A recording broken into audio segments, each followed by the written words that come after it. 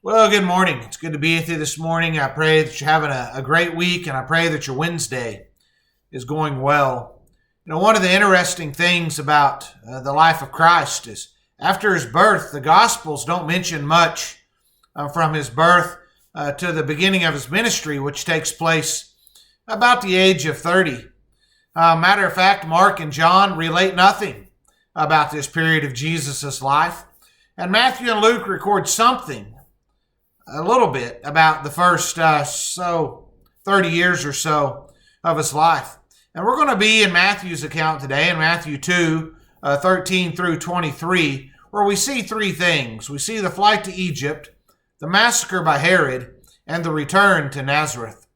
In the flight to Egypt, it's brought about by the angel's warning in Matthew chapter 2, 13 and 14, where Joseph was told to take Mary and the child to Egypt, for Herod was seeking to destroy Jesus.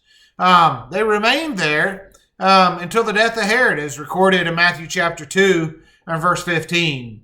This was a fulfilling of a prophecy in Hosea chapter 11 and verse 1, where it says, "When Israel was a youth, I loved him, and out of Egypt I called my son." When we think about the aspect of the massacre of the infants, this is the idea that Herod was angry.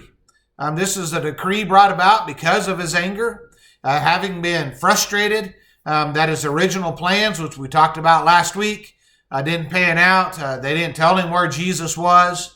He now ordered the death of all male children, 2 and under, in Bethlehem and the surrounding districts, to be killed, thinking that would take care of Jesus, this Messiah that has been talked about. But this too, as indicated in Matthew chapter 2, 17 and 18, had been foretold. For in Jeremiah 31 and 15, we find these words: "Thus says the Lord, a voice is heard in Ramah, lamentation and bitter weeping.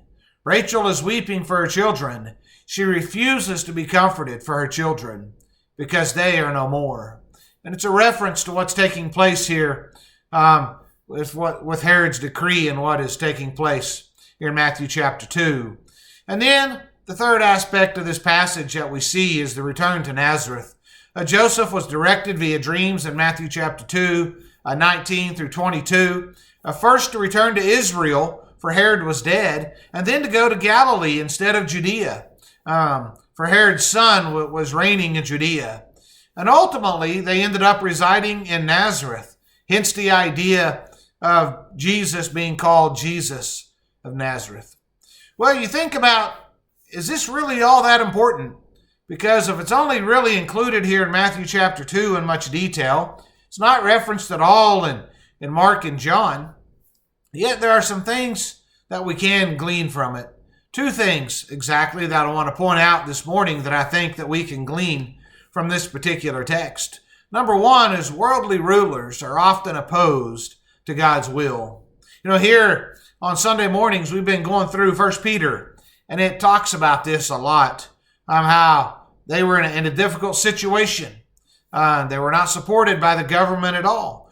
We live in a country where we are supported by the government. We do have the freedom to worship as we choose. We don't always understand what this type of persecution is like because of the country we live in. But the reality is worldly rulers are often opposed to God's rule. And we see that here in this particular text, as well as in numerous places throughout the New Testament.